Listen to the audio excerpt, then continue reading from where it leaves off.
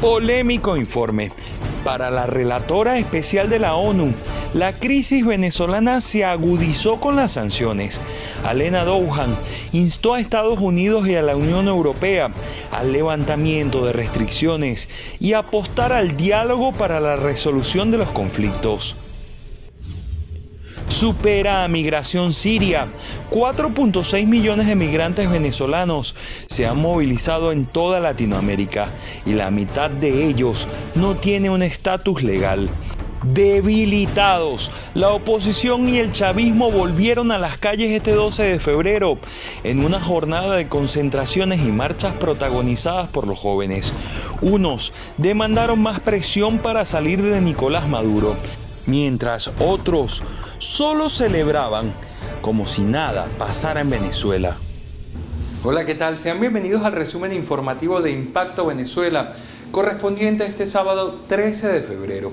De inmediato, los invitamos a seguirnos a través de nuestro canal de YouTube para que tenga de primera mano todo el material que preparamos para ustedes. También síganos a través de nuestras redes sociales, donde minuto a minuto actualizamos información de su interés. Y por supuesto, visítenos en impactovenezuela.com, el portal informativo más completo de América Latina. De inmediato comenzamos con las informaciones. La relatora especial de la ONU para el caso venezolano, Alena Douhan, instó a los gobiernos de Estados Unidos y la Unión Europea a levantar o flexibilizar las sanciones contra Venezuela. Señaló que la crisis en este país se ha agudizado producto de estas restricciones. Concluida la visita de la relatora especial de la Organización de Naciones Unidas, Alena Douhan, a Venezuela para analizar el efecto de las sanciones, una de sus conclusiones es que estas medidas impuestas por Estados Unidos y la Unión Europea han exacerbado la crisis. Hizo referencia a temas puntuales como el salario de los venezolanos, la crisis de gasolina que a su juicio afecta la distribución de alimentos e incrementa la inseguridad alimentaria, y también pidió, entre otras cosas, el descongelamiento de cuentas en bancos internacionales para que Venezuela pueda tener acceso a las vacunas contra la COVID-19. La repetida negativa de bancos en Estados Unidos, Reino Unido y Portugal a liberar los activos de Venezuela, aunque sea para comprar medicinas, vacunas y equipo de protección bajo control de organizaciones internacionales, viola el principio mencionado e impide la capacidad de Venezuela de responder a la emergencia de la COVID-19. Exhorto a los estados a revisar y levantar las sanciones selectivas de conformidad con los principios del derecho internacional, Estado de Derecho, Ley de Derechos Humanos y de Refugiados, para garantizar que los funcionarios del gobierno puedan representar al Estado en base al principio de igualdad soberana, que tengan acceso a la justicia y otros derechos fundamentales. Insto a los gobiernos del Reino Unido, Portugal y Estados Unidos y los bancos corresponsales a descongelar los activos del Banco Central de Venezuela para compra de medicinas, vacunas, alimentos, equipo médico de otro tipo, repuesto y otros bienes esenciales para garantizar la satisfacción de las necesidades humanitarias del pueblo venezolano. Reconozco el efecto devastador de las sanciones unilaterales sobre los derechos humanos, especialmente a la alimentación, salud, vida, educación y desarrollo.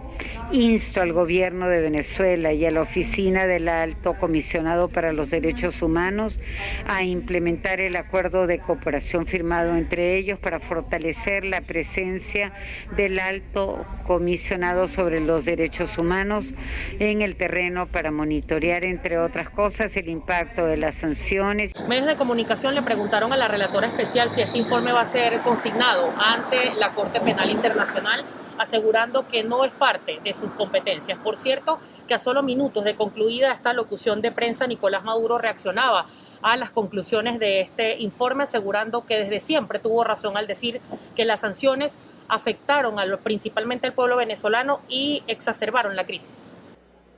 Hoy la relatora ha hecho un llamado al gobierno de Estados Unidos, a gobiernos de la Unión Europea, a que revisen las sanciones y levanten las sanciones contra Venezuela, porque han exacerbado una crisis humanitaria gigantesca, enorme contra el pueblo. Nosotros hemos resistido.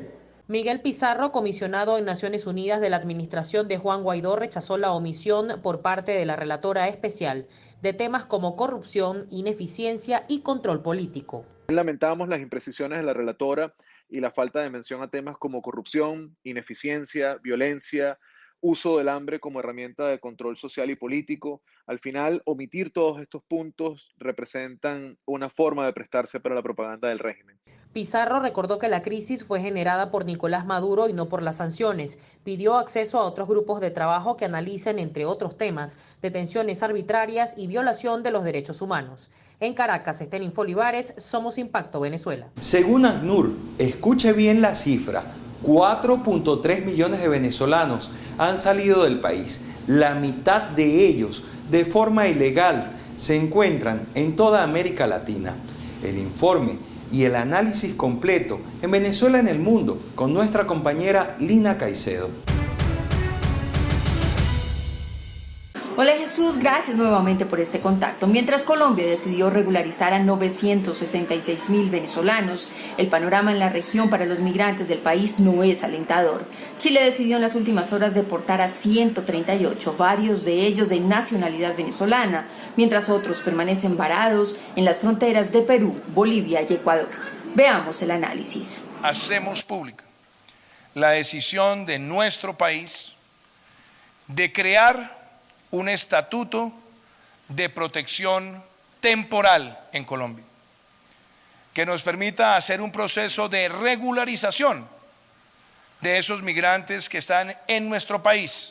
Considerado el gesto humanitario más importante en las últimas 2 décadas y un ejemplo para la región y el mundo, el Estatuto colombiano es histórico y alecciona sobre las posibilidades reales que tiene un país para cumplir con los principios sobre migración y asilo. Es decir, cuando hay voluntad política, sí se puede, pero en medio de ello aparecen políticas migratorias errantes. Y vamos a tener una ley migratoria que también entrega más herramientas para poder, por ejemplo, expulsar más rápidamente a las personas que ingresen de manera irregular al país.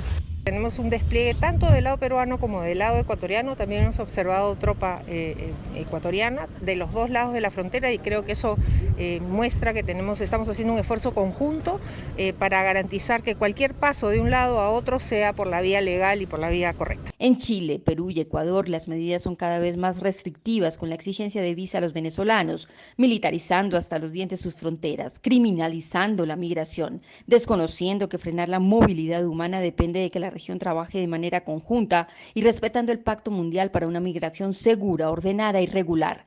Todo esto sin mencionar el caso de Trinidad y Tobago y la necesidad de ejercer presión para que la causa de esta crisis llegue a su fin en una Venezuela democrática. Lina Caicedo, Impacto Venezuela. Este 12 de febrero se celebró el Día de la Juventud en Venezuela. Chavismo y oposición se midieron nuevamente en las calles. Unos pedían se aceleren las medidas para sacar a Nicolás Maduro, mientras otros celebraban como si el país no estuviese en crisis. Y no tenemos miedo, justicia está en la calle. Y no tenemos miedo, justicia está en la calle. Y no tenemos miedo. Ayer se conmemoraron 207 años de la Batalla de la Victoria de la Juventud y el reinicio de una jornada de acciones de calle, tras un año de pasividad en medio de una pandemia que impedía salir de casa. Los estudiantes, los juveniles, hacemos reconocimiento a todos nuestros hermanos que han caído, a todos los que fueron asesinados, luchando por una Venezuela mejor. Nuestro mensaje hoy. El movimiento estudiantil desplegado en varios estados, incluyendo la capital, aunque con poca participación de la sociedad civil, demandó más unidad y apoyo de todos para recuperar a Venezuela.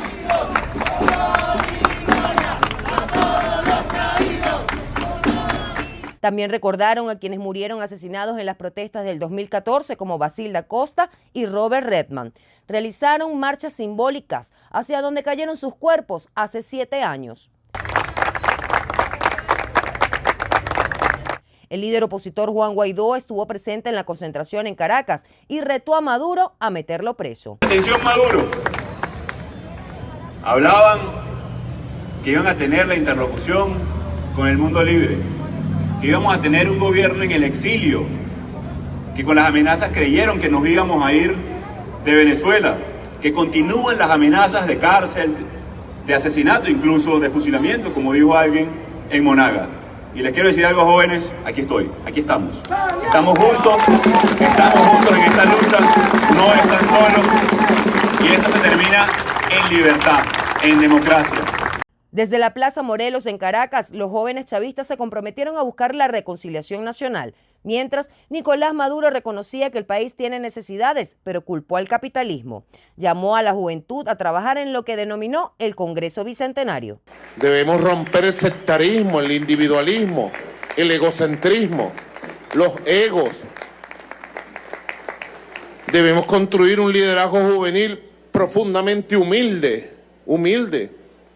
Un liderazgo unitario, honesto, profundamente honesto,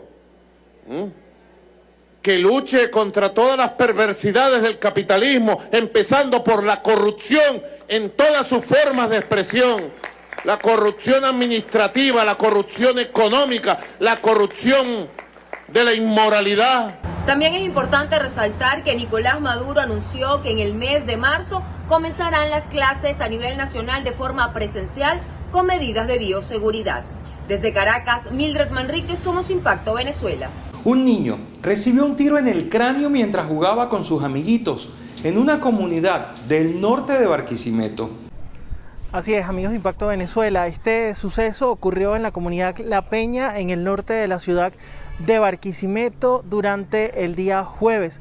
De acuerdo al parte policial, el niño de 11 años fue ingresado hasta la emergencia del Hospital Pediátrico Dr. Agustín Zubillaga del Estado Lara, principal centro asistencial en donde se atienden este tipo de casos en niños. Allí fue intervenido quirúrgicamente y, de acuerdo pues al parte de las autoridades y del parte médico que lo atendió, determinó que perdió parte de un ojo producto pues del impacto de bala que recibió en la cabeza durante esta, de acuerdo pues lo que comentaba pues parte de su familia, era que el niño se encontraba jugando y un adolescente, al parecer de 17 años de edad, le disparó, y esto ha causado pues conmoción acá en el estado Lara. El niño pues en este momento se encuentra en la unidad de cuidados intensivos entre la vida y la muerte. Familiares pues piden que se esclarezca pues este caso, y el Cuerpo de Investigaciones Científicas Penales y Criminalísticas lleva a cabo la investigación de este hecho. Es el aporte que yo puedo dar desde el estado Lara para Impacto Venezuela. Preste atención, aunque algunos venezolanos no tienen ni siquiera para comer, otros agotan la boletería hacia destinos paradisíacos como Canaima, Margarita y Los Roques, los más costosos en el país. Pese a la crisis económica que le impide a muchos venezolanos costear los rubros básicos, otro grupo no ve en sus ingresos ni en la pandemia un impedimento para disfrutar de unos días de vacaciones en carnaval. Para este viernes ya estaban agotados todos los boletos aéreos para viajar hacia Porlamar y Canaima, según confirmó el presidente de la Asociación de Agencias de Viajes y Turismo, Nicola Furnari, quien además indicó que no fueron habilitados en esta oportunidad vuelos hacia Los Roques. Aunque esta vez el número de vuelos es menor dadas las restricciones por la pandemia, el sector ve positivo el movimiento hacia los principales destinos turísticos del país después de largos meses de confinamiento. Furnari dijo tener esperanzas de que para la Semana Santa la situación mejore en cuanto al número de viajeros. Desde Caracas y para Impacto Venezuela, Taitir Calderón. En el estado Anzoátegui, al oriente de Venezuela, específicamente en la ciudad de Lechería, se encuentran las únicas playas urbanas de esta región. Por ello, se ha desplegado un operativo especial para la temporada de carnaval, con medidas de bioseguridad y así evitar que el coronavirus tome las playas.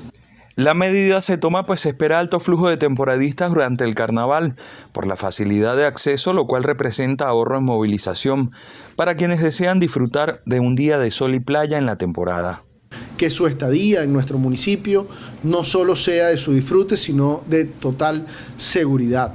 Además, la clínica municipal reforzará su capacidad para atender cualquier contingencia en la zona. Vamos a recibir con mucho cariño, con el afecto con el que siempre recibimos a nuestros visitantes, pero con la rigidez de la seguridad que debemos presentar en nuestro municipio, no solo la seguridad a la que debemos estar acostumbrados, sino además la bioseguridad con respecto al tema de la COVID-19, que no se ha ido, no se ha marchado.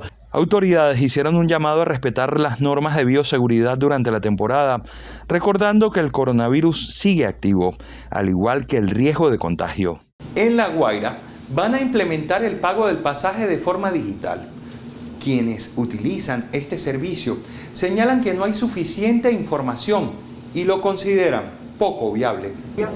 En el tema del transporte de las rutas urbanas, procedo en este instante a firmar este convenio con la empresa Valevento.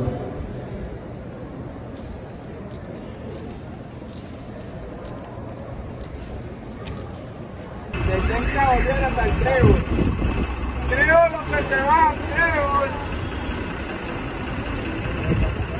Y de cómo es la modalidad de eso, aún no lo sabemos. La información no la tengo realmente como tal.